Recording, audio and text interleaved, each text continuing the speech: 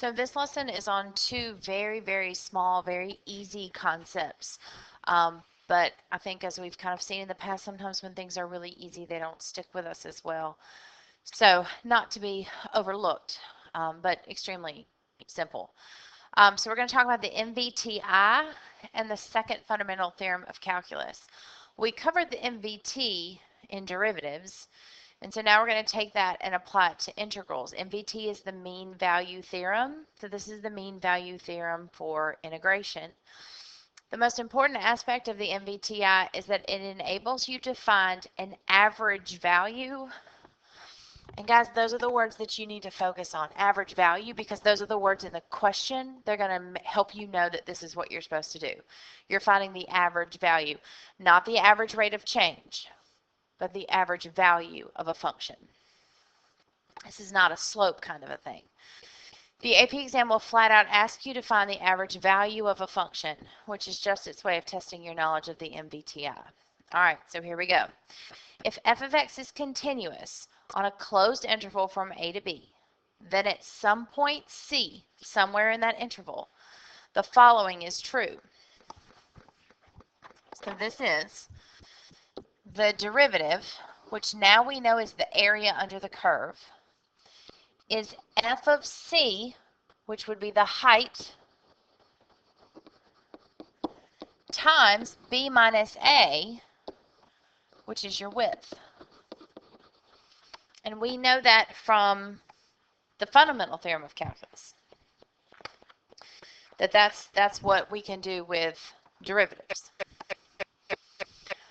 This means that the area under the curve on the interval from a to b is equal to the value of the function at some value c, some x value between a and b, times the length of the interval.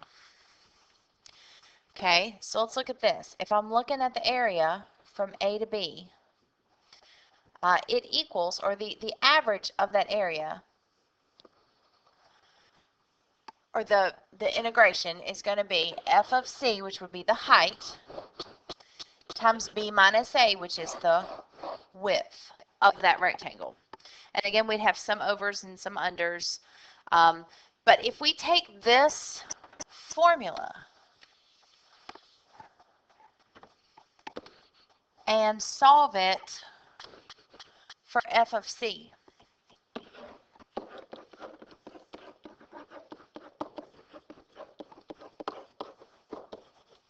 I would divide by b minus a.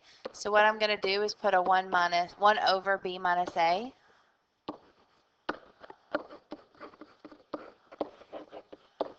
And that is how you find the average value. So this is your formula for the average value. It's on your formula sheet. It is something that you need to memorize. Okay, so notice these problems are asking for the average value, not the average rate of change. The average rate of change is the slope. And a lot of times with derivatives, we talked about the slope of the tangent line. This is not asking for that. This is asking for the average value. So I want to find the average value of this parabola from 2 to 4. So I'm going to use my formula, 1 over b minus a, so 4 minus 2, times the integral from 2 to 4 of my function dx. Okay, so this is 1 over 2. And then if I integrate this, that would be 1/3 x to the third, evaluated from 2 to 4. So this would be, I'm just going to go to make this 1/6. And then 4 cubed is 64. And 2 cubed is 8. And that's going to give me 28 over 3 once you subtract and put it over 6 and reduce. So 28 over 3 is the average value. And that's it. Okay, let's sprinkle a little trig in here. Find the average value. Okay, so 1 over b minus a, integral a to b, sin x dx. So 1 over pi. Antiderivative of sine is negative cosine x. I'm going from 0 to pi. So 1 over pi. All right, let's see. Cosine of pi is a negative 1, but then it's negative cosine, so it would be a negative negative 1, so it's going to be a positive 1. Minus cosine of 0, which is 1, but then it's got a negative on it, so it's a negative 1. So that'd be 2, so 2 over pi.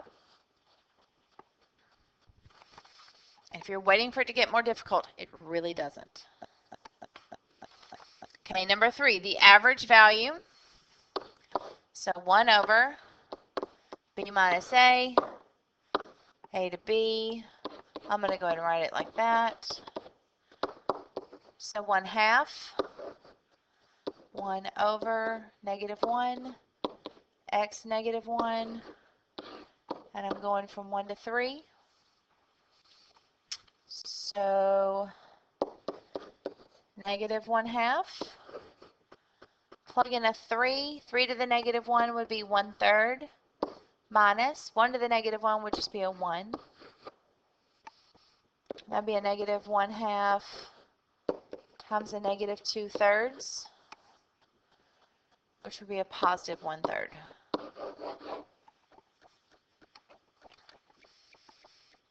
And feel free to pause it, go back, watch it again, slow it down, do whatever you need to do. Okay, again, it's asking for average values, so 1 over b minus a, integral 0 to pi, cosine x dx. So 1 over pi, the antiderivative of cosine is sine. Pi is there. Okay, sine of pi is 0. Sine of 0 is 0. 0 minus 0 is 0. And 0 times 1 over pi is 0.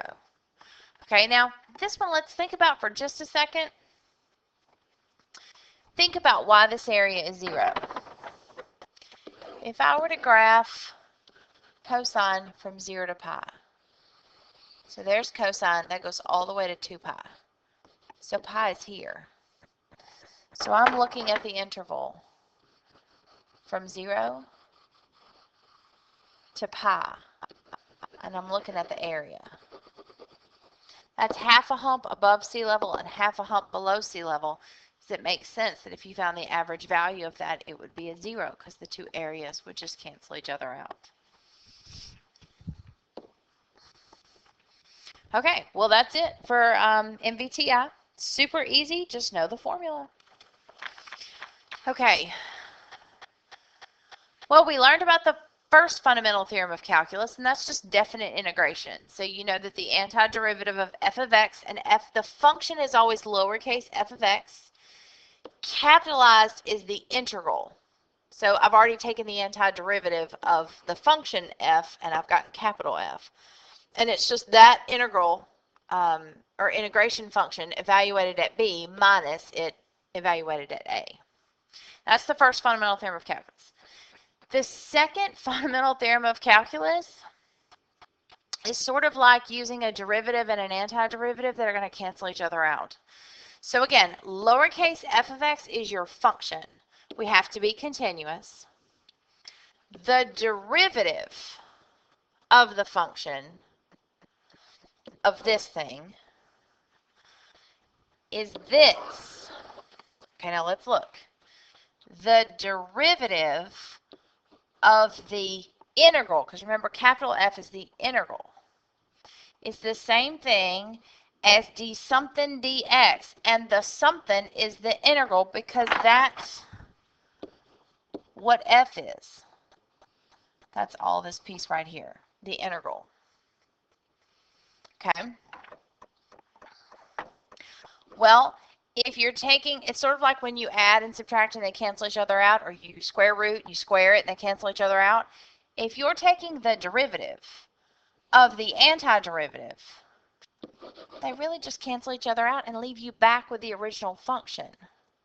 There's this extra little step we have to do at the end, but it's not a big deal. But this should make sense. If you're taking the derivative of the antiderivative, they cancel each other out and just leave you with the original function. Okay, so first let's recognize that that's what we're doing. This part tells me I'm taking the derivative, and this part is telling me I'm taking the antiderivative, and this part is my function. So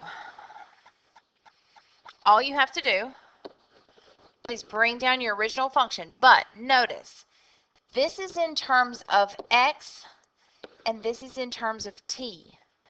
So what you're going to do is you're going to replace this variable with this top limit. So instead of cosine of t, it's going to be cosine of x. If there was an elephant up here, it'd be cosine of an elephant. Whatever is up here goes in place of that variable right there. Okay? Then you have to take the derivative of whatever's sitting up here. Well, the derivative of x is 1. So the derivative of the integral of cosine of t dt from 1 to x is cosine of x. Crazy. Super easy, but crazy. All right, here we go. Number 2, I'm taking the derivative of the integral. Now, my integral function is in terms of t's, but I've got x's up here. So the first step, replace in here with what's sitting right here, whatever that is. So 1 minus x cubed. And then I have to times that by the derivative of that upper limit. It's not always going to be an x, so it won't always be a 1. Right now it is, and that makes it super easy. Okay, number 3, again, derivative, integral. Cancel each other out. I take this guy, and I'm going to shove it right there. 1 over 1 minus the cube root of x times the derivative of that top guy. Easy. Easy, easy. So take that top number, plug it in, then multiply by the derivative of that top number. Okay, so now, as you guys can see, we've got a little more action going on up there. So whatever that is, that's what's going in for t everywhere you see a t. So I'm going to have 3x to the 4th, because I'm plugging it right there, plus 4 times 3x to the 4th squared. So that's me plugging in that top limit, but then I have to multiply by the derivative of that top limit, which is 12x cubed. Well, now I'm just got to clean. 3x to the 4th plus 4 times 3 squared is 9, x to the 4th squared, power to a power you multiply. Okay, so 3x to the 4th plus 36x to the 8th times 12x to the 3rd. And I'm sure you could probably stop right there, but just to finish cleaning, you're going to get a 36. When you multiply, you add your powers. 36 times 12 is 432. And when you multiply, you add your powers. There you go. Make sure you understand this guy goes here and there.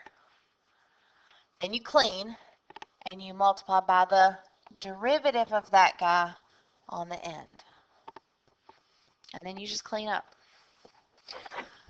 Okay, last one. All right, I'm taking the derivative of the integral. So I'm going to take this guy and I'm going to plug it in for my t, which is here, and here. Be real careful you don't overlook a t.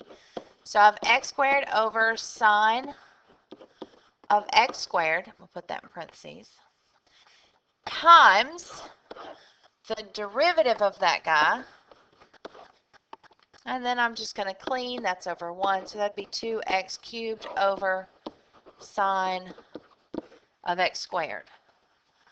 Guys, that's it. Okay, so what we've learned today is the MVTI, the mean value theorem for integration, and that's a formula that you need to memorize.